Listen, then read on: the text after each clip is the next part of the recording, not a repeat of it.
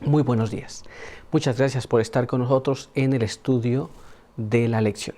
Quiero recordarte que durante todo este trimestre hemos estado estudiando este tema muy importante que se titula Lecciones del libro de los Hechos. Y es un tema muy interesante que vamos a tener una segunda parte.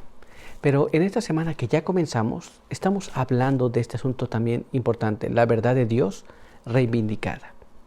Y quiero invitarte a que recordemos una vez más también el texto que estamos aprendiendo, el cual se encuentra en el libro de los Hechos, en el capítulo 12, el verso número 24. Y ahí leemos de esta manera. La palabra del Señor crecía y se multiplicaba. Con este pensamiento quiero invitarte a que tengamos una oración. Acompáñame.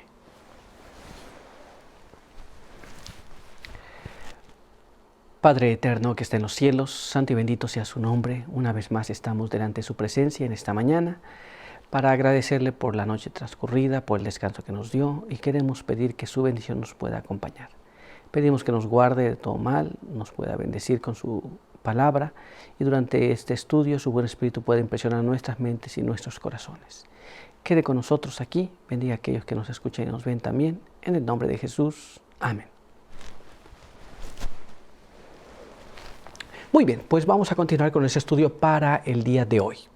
Nuestro apartado para el día de hoy se titula Crisis en la Iglesia Primitiva. Y nuestra primera pregunta nos dice de esta manera: ¿cómo respondió la iglesia al encarcelamiento de Pedro? Entonces, recordemos lo que este rey hizo y la iglesia ahora tiene pues un trabajo para hacer.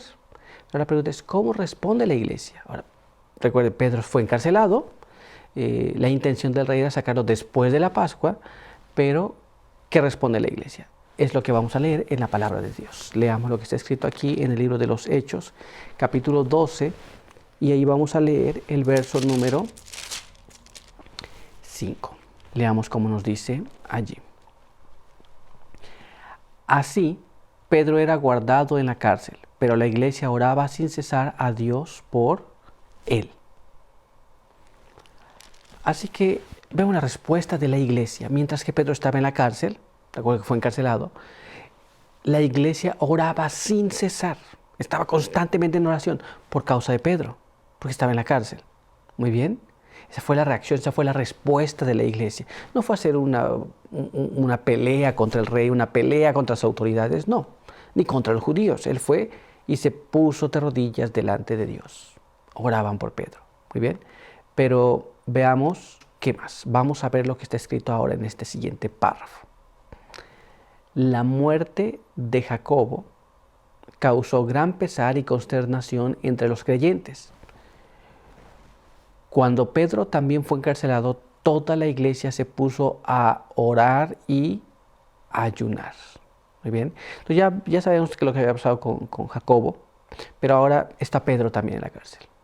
Entonces ahora Pedro está en estas condiciones y ahora la iglesia ora y ayuna. Pero veamos qué más. Vamos a leer ahora este siguiente párrafo. Leamos lo que nos dice. Mientras que por diversos pretextos la ejecución de Pedro fue postergada hasta después de la Pascua, los miembros de la iglesia tuvieron tiempo para examinar profundamente sus corazones y orar con fervor. ¿Nos damos cuenta?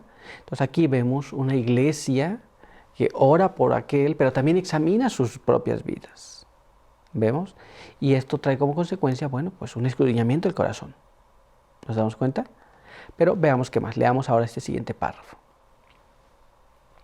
Oraban sin cesar por Pedro, porque les parecía que la causa no podría pasarlo sin él.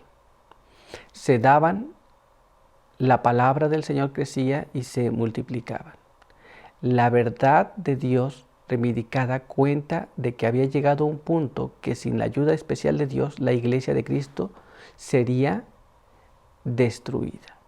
Muy bien, aquí vemos esta situación donde la iglesia podría haber pasado esta situación, así que ellos entendían, pero recuerda que la palabra de Dios está resguardada por Dios mismo. Y pues estaban ayunando y orando por causa de Pedro. Ahora veamos qué más nos dice. Finalmente fue señalado el día de la ejecución de Pedro, pero las oraciones de los creyentes siguieron ascendiendo al cielo. Y mientras que todas sus energías y simpatías se expresaban en fervientes pedidos de ayuda, los ángeles de Dios velaban sobre el encarcelado apóstol. Esto es, la iglesia se mantuvo en oración y Dios estaba pendiente de la situación también. Pero la iglesia estaba ayunando, orando, escudriñando su vida, su corazón. Estaban viendo cómo se encontraban. De esta forma reaccionó la iglesia. Muy bien. Ahora vamos a ver nuestro siguiente apartado. Leamos lo que nos dice. ¿Cuán estricta era la seguridad del cautiverio de Pedro? ¿Hasta dónde se encontraba la seguridad que él tenía? ¿Qué tan estricto era poder entrar a ver a Pedro o pues quién lo cuidaba? ¿Cómo se encontraba? Vamos a ver lo que nos dice la palabra de Dios y vamos a leer lo que está escrito allá en el libro de Hechos de los Apóstoles, capítulo 12, y ahora vamos a leer el verso número 6. Cuando Herodes lo iba a sacar, aquella misma noche Pedro estaba durmiendo entre dos soldados, sujeto con dos cadenas, y los guardas ante la puerta custodiaban la cárcel. Aquí nos damos cuenta, Pedro estaba custodiado por dos guardas, estaban encadenados a él. Y luego había otros guardias custodiando la cárcel, la entrada. Era un poco difícil que Pedro fuera a huir o que lo fueran a rescatar, porque, imagine, tenían que pasar por una guardia, tenían que pasar por la guardia de la cárcel, y tenían que desencadenarlo de dos soldados que estaban encadenados a él. Muy bien, pero vamos a ver cómo nos narra este asunto del Espíritu Profecía. En Hechos de los Apóstoles, página 118, nos dice así. Recordando cómo en ocasión anterior los apóstoles habían escapado de la cárcel, Herodes había tomado esta vez dobles precauciones. Ya vieron ellos cómo de repente fueron a la cárcel y no estaban. Ahora que toma precauciones, pone guardias y pone dos guardias que lo tengan con él todo el tiempo. Estas eran las precauciones que en aquel entonces se tomaban. Pero ¿qué más? Vamos a ver.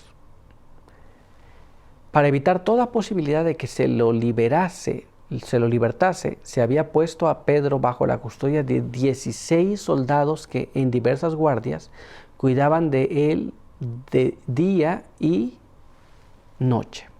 Entonces no era apenas un soldado, no eran 2, 4, eran 16 que ellos estaban custodiando a Pedro.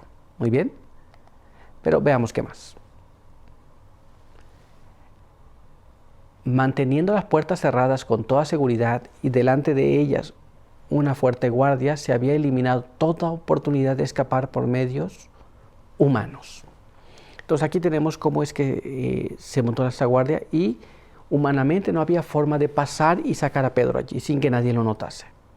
Muy bien, pero Dios estaba cuidando de él, del apóstol. Así que aquí lo tenemos. Muy bien. Vamos a concluir con una oración. Quiero invitarte a que me acompañes. Oremos.